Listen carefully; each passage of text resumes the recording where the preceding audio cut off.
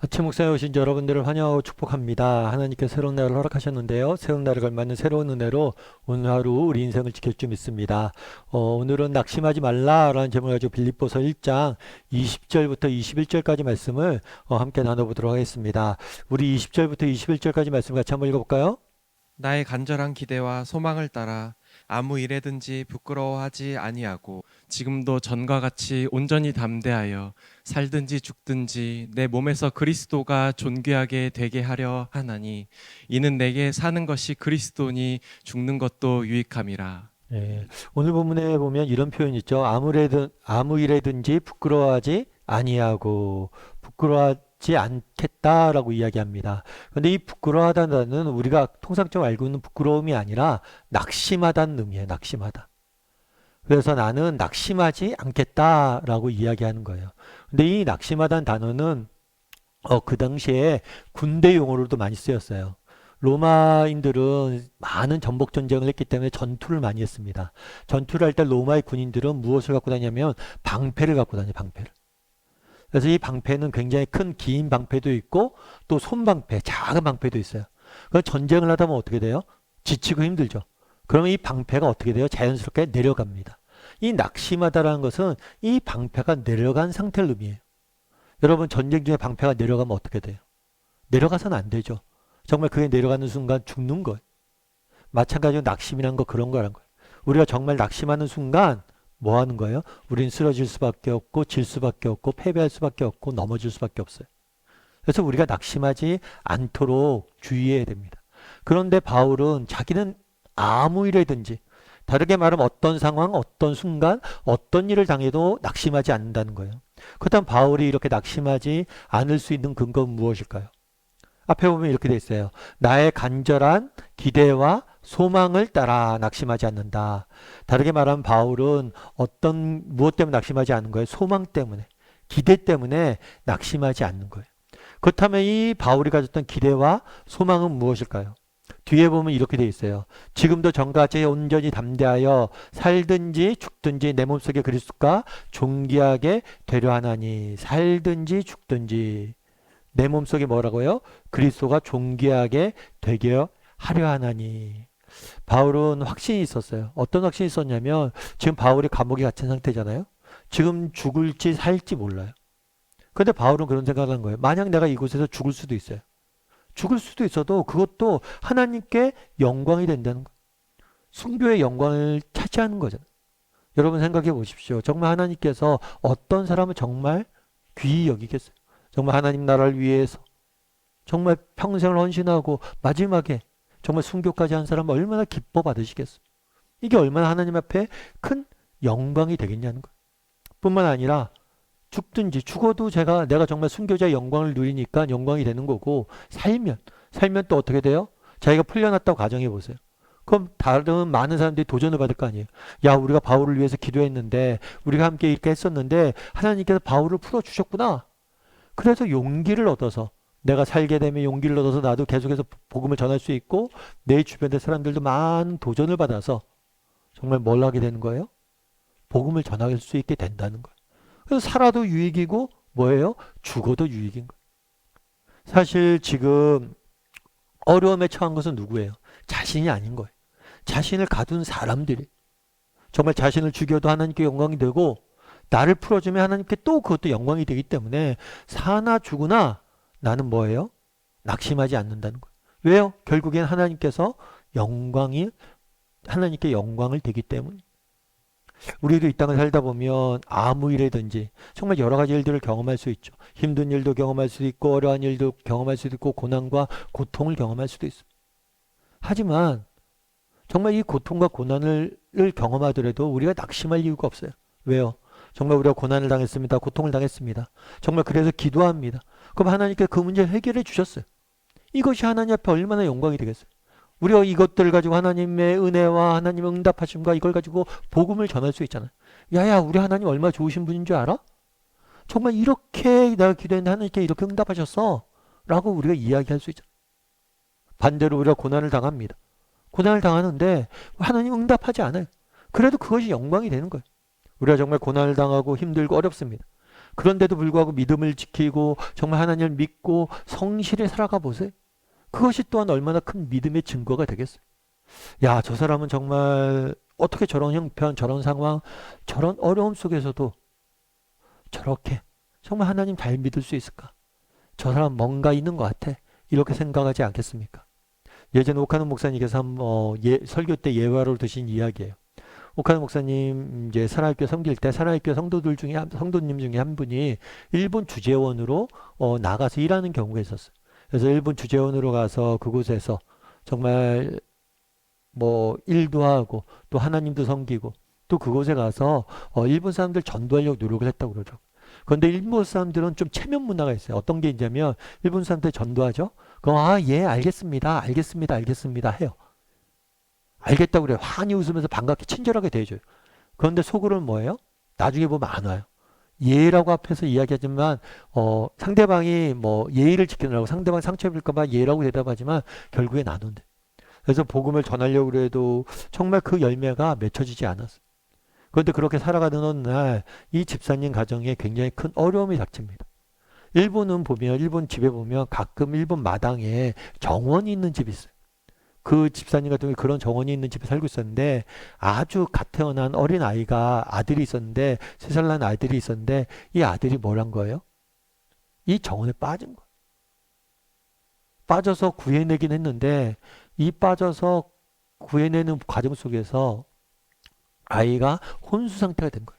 그래서 의식이 없고 몸은 살아있는데 의식이 돌아오지 않는 거예요. 그래서 아이가 계속해서 누워만 있는 거예요. 부모 입장에서 어떻게 했어요? 정말 가슴이 무너지죠. 정말 우리 아이가 그렇게 아이에게 그런 사고가 있었다고 생각해 보세요. 정말 내가 아픈 건 견딜 수도 있어요. 그런데 정말 아이가 그렇게 당하면 부모 가슴이 찢어집니다. 그런데 이렇게 해서 아이가 사고 난 다음에 얼마 지나지 않아서 좀 며칠 그리고 좀 시간이 지난 다음에도 아이가 계속 회복되지 않았어요. 근데 어느 하루는 그 자기가 평소에 전도하려는 일본 사람이 자기한테 오더니 자기가 교회를 나가려고 하던데 어떻게 하면 좋겠냐고 물어봤대요. 아니 왜 갑자기 이렇게 교회를 나가게 됐느냐 계기를 물어봤더니 자기가 그런 생각이 들었대요. 이제 이 집사님들 가정에 이런 사고가 일어난 걸 자기도 들었을 거 아니에요. 주변에서 보고. 그런데 이런 어려운 사고가 있는데도 이 집사님이 정말 자기 같으면 쓰러져 누웠을 것 같은데 늘 정말 슬픈 기색도 그렇게 많지 않고 늘 씩씩하게 이겨내는 모습들을 보게 된다. 그래서 저분이 어떻게 저렇게 이겨낼 수 있을까? 생각해 보니까 저분이 예수 믿는다고 그랬구나. 그래 자기도 예수 믿고 싶은 마음이 들었다는. 그분 어쩌면 그렇게 정말 씩씩할 수 있어요. 정말 아이가 사고가 나서 정말 아이 옆에서 간호하잖아요. 간호하는데 간호하면서 아이를 붙잡고 기도하고 그때 말씀 보고 찬송하고 정말 비록 아이가 지금 누워있지만 아파서 누워있지만 고난 중에 있지만 찬송하고 기도하고 그러다 보면 자기 가슴속에 은혜가 있대 은혜가. 그래서 그 은혜로 이겨낼 수 있었다는 거예요. 그리고 그렇게 이겨낸 모습이 뭐예요? 다른 사람에게 증거가 되는 거예요. 여러분 이 땅을 살다 보면 우리가 이런저런 일들을 만나게 됩니다. 그런데 이런저런 일들을 만날 때 우리가 낙심하지 않을 이유가 있어요. 왜요? 정말 우리는 승리할 것이기 때문이에요. 정말 우리가 기도응답을 받으면 그것이 하나님께 영광이 될 것입니다. 속 우리가 고통 중에 있고 어려움들이 당장 해결되지 않아도 그 가운데 믿음을 지킨다면 그것이 또 하나님께 영광이 될 거예요. 그래서 사나 죽으나 우리는 나는 낙심하지 않는다. 우리도 바울처럼 이런 마음을 닮았으면 좋겠어요. 어떤 상황, 어떤 형편 속에서도 낙심하지 않았으면 좋겠어요. 왜요? 우리는 사나 죽으나 정말 하나님께 영광 돌리는 삶을 살 수 있기 때문에 우리는 승리할 것이기 때문입니다. 그런 믿음을 가지고 정말 어떤 형편 중에서 낙심하지 않고 바울처럼 내가 살아가겠다 고백할 줄 아는 저나 여러분이 되기를 주님의 이름으로 소원합니다. 우리 함께 기도했으면 좋겠는데요. 기도하실 때 오늘 말씀 기억하면서 기도했으면 좋겠습니다.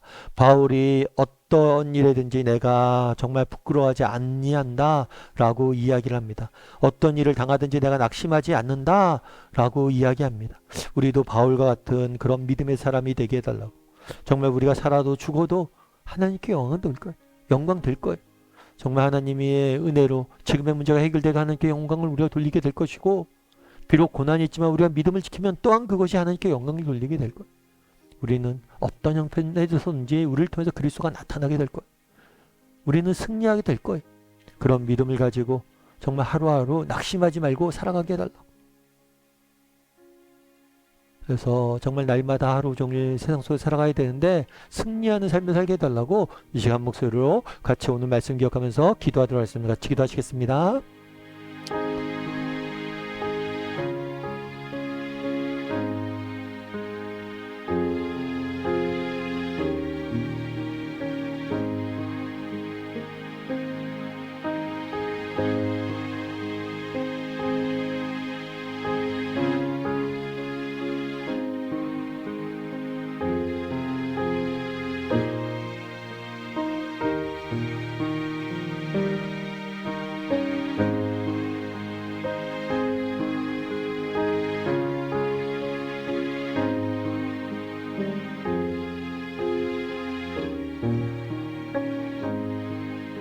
사랑의 하나님, 우리가 이 땅 살다 보니 이런저런 일들을 만날 때가 있습니다. 그럴 때라도 우리가 낙심하지 않게 도와주시옵소서. 정말 우리가 기도하고 믿음을 잃지 않고 나간다면 하나님께서 그 모든 것들 우리에게 정말 그 모든 것들을 하나님께 해결해 주실 것입니다.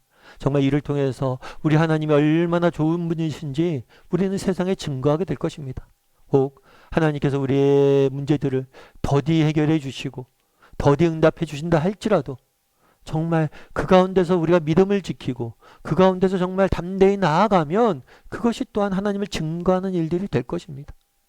우리는 사나 죽느나 정말 그리스도의 영광을 나타내는 삶을 살게 될 것입니다. 그래서 결국에 우리는 승리하게 될 것입니다. 그런 믿음을 가지고 어떤 형편, 어떤 상황 속에서도 믿음 잃지 않고 살아가는 저희 모두가 될 수 있도록 주여 붙잡아 주시옵소서. 아버지 하나님, 특별히 정말 우리 사랑하는 성도님들 가운데 정말 인생의 말로 다 할 수 없는 그런 고통과 어려움 가운데 있는 분들이 있을 수 있습니다. 하나님, 그 가운데서 우리의 믿음을 잃지 않게 도와주시고 이 믿음이 하나님께 영광되게 도와주시고 또 지칠까 두렵사오니 아버지 너무 더디 응답하지 마시고 속히 정말 우리의 기도에 응답하시고 우리에게 피할 길과 이길 힘들을 허락하여 주시옵소서. 하나님께서 오늘도 우리 인생을 지킬 줄 믿사오며 모든 말씀 예수님의 이름으로 기도드립니다. 아멘.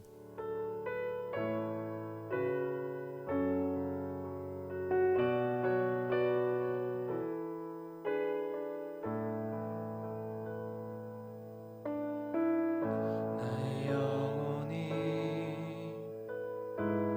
잠잠히 하나님만 바라며 나의 구원이 그에게서 나는도다. 나의 영혼아 잠잠히 하나님만 바라라. 나의 소망이 저에게서 나는도다. 나의 영혼이 간절히 여호와를 갈망하며 나의 입술이 여호와를 찬양하리.